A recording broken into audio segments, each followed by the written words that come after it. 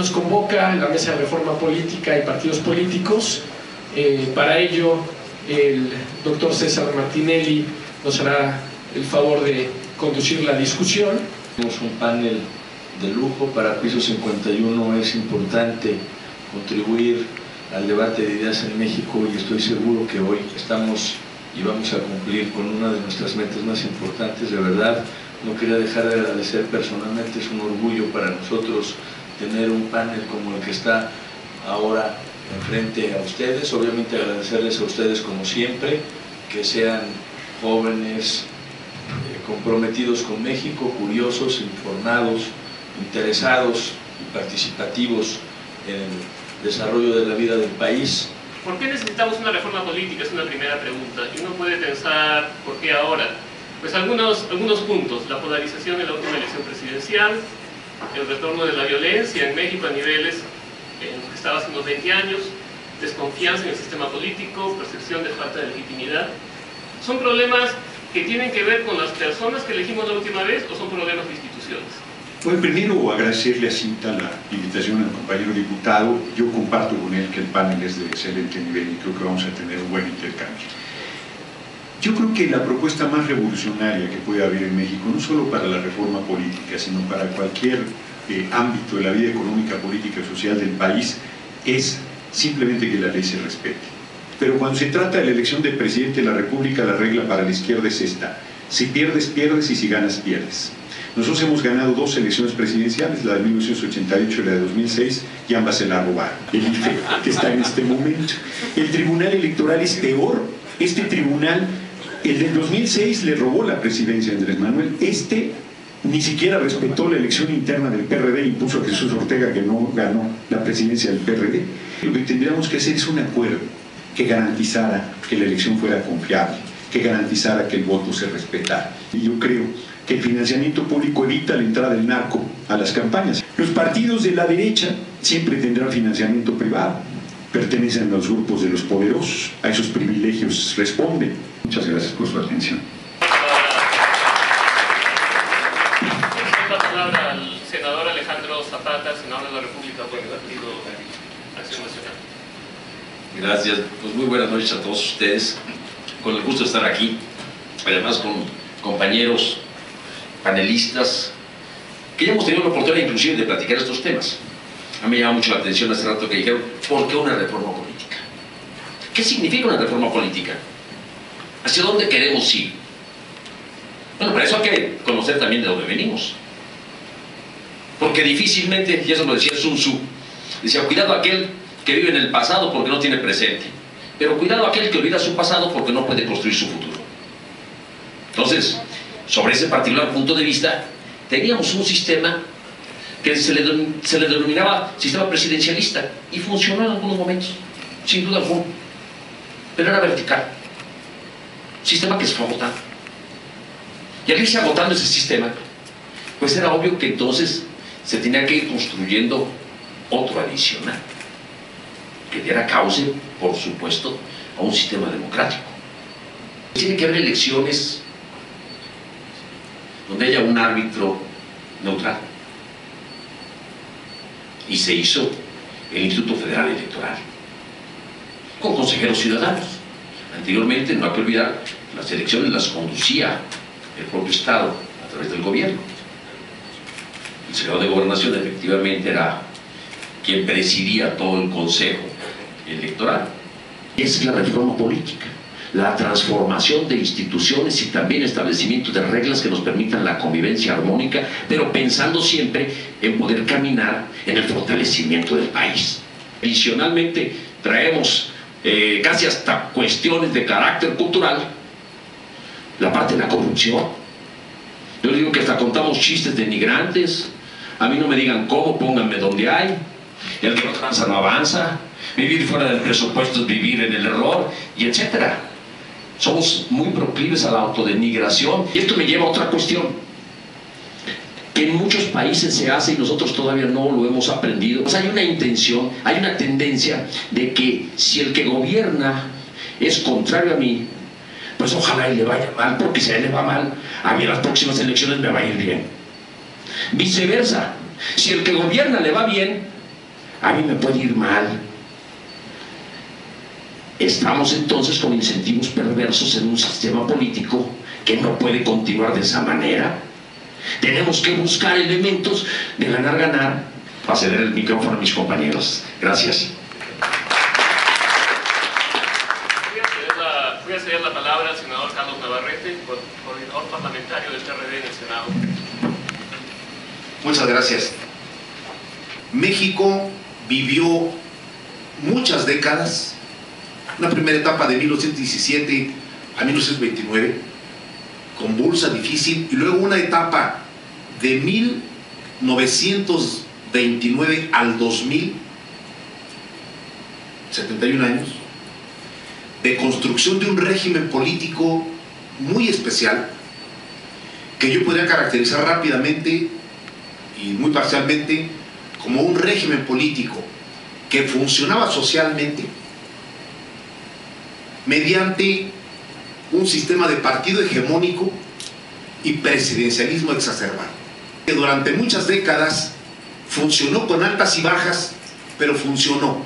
El presidente en los hechos era el jefe de todos los gobernadores, porque los designaba como candidatos, y con un partido hegemónico, el candidato que presentaba el partido hegemónico pues ganaba. Era jefe de los diputados y senadores, pero también era jefe de los medios de comunicación, porque expedía las concesiones para la radio y la televisión y les vendía en papel a los periódicos y a la revista. Era jefe del partido hegemónico. Además tenía la facultad en el sistema político mexicano de designar al sucesor.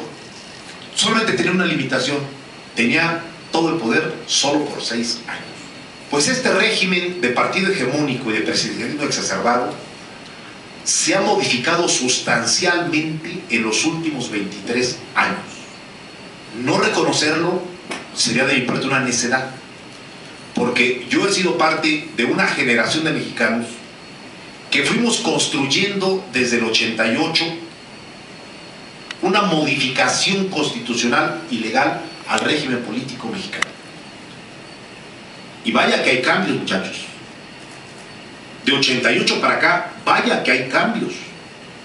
Primero, el presidente hoy, más allá de la polémica sobre la elección de 2006, que ahí está presente, hoy el presidente no es ni con mucho el presidente de los años 70, 80 o antes. Hoy está acotado por la Constitución en primer lugar, y por la realidad política y por los poderes. Hoy hay Congreso de la Unión, no solamente pluralidad, hay 6, 7 partidos políticos representados en las cámaras, hasta 8 partidos en la Cámara de Diputados, en el Senado 6. Nadie tiene mayoría parlamentaria desde el 97 en la Cámara de Diputados y desde el 2000 tampoco en la Cámara de Senadores. Hoy en el Senado y en la Cámara de Diputados se debate, se discute, se le aprueban cosas al presidente y se le rechazan cosas al presidente. Hoy los ministros son autónomos, toman decisiones propias, le dicen que no o que sí al presidente, le dicen que no o que sí al Congreso. Hay un equilibrio de poderes todavía mejorable sin duda alguna en muchos aspectos, pero nada se parece al viejo régimen hegemónico, en nada se parece. Hoy hay medios de comunicación libres, hoy no hay un periodista perseguido por el gobierno en turno, no hay un exiliado.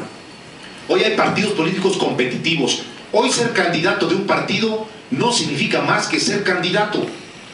Nadie tiene asegurado el triunfo, ya sea del PRI, del PAN o del PRD. Nadie tiene asegurado el triunfo.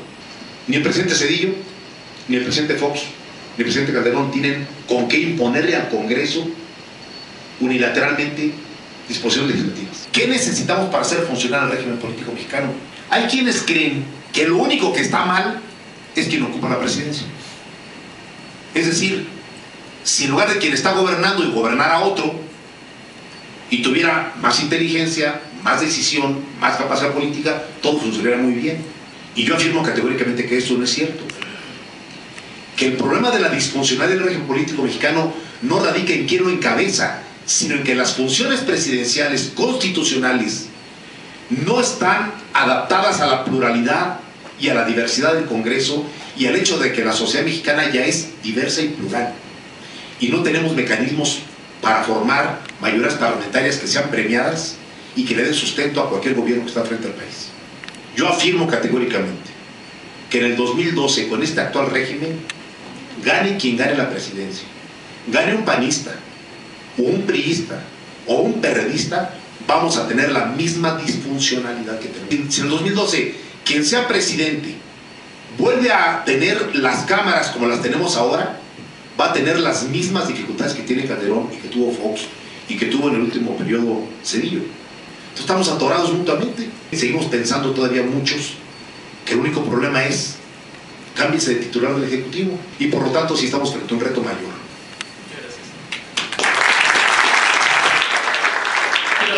Agradecer al senador Navarrete su intervención y cedo la palabra a la diputada Beatriz Paredes, diputada federal por el PRI y expresidenta nacional.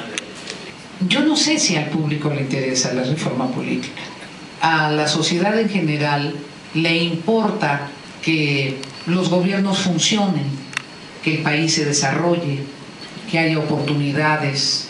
Lo que importa es lograr que las personas, los ciudadanos, encuentren la conexión entre el conjunto que hace posible que una sociedad tenga bienestar y el quehacer público. Porque estamos ante una etapa de desprestigio consuetudinario del quehacer político. Se trata de que todos los políticos no servimos para nada, se trata de que todos los políticos somos despreciables, se trata de que todos los políticos somos, fuimos o seremos corruptos. El problema es que el deseo de cambio puede volverse un deseo que prohíbe el cambio autoritario.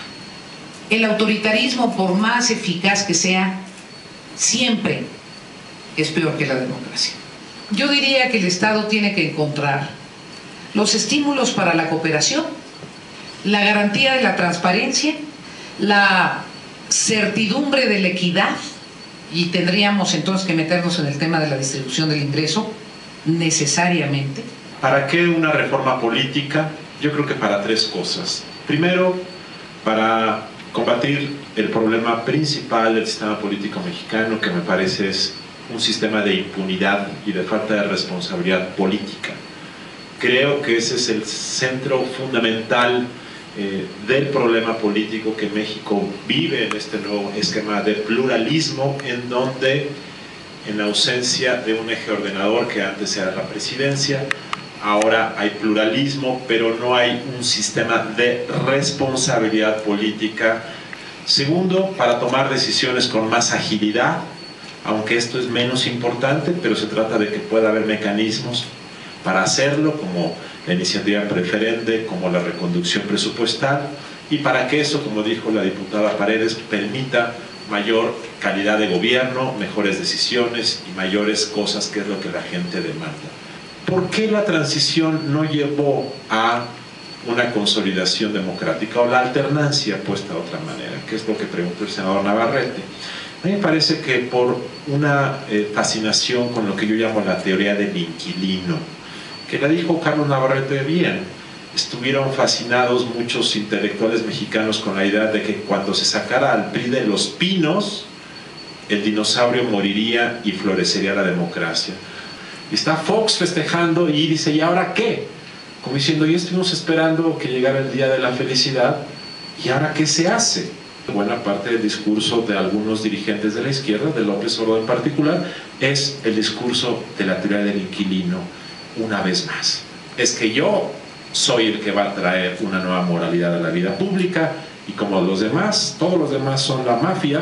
Ese es el problema de México. Y segunda razón, además de la teoría del inquilino, creo que es el que no ha habido un cambio de fondo en la manera como se relaciona el Estado con los sindicatos. Así es que, si en el fundamento los tres partidos principales tienen una visión diferente de cuál es el problema a atacar, es muy difícil que haya manera de ir a atacar el fondo del problema.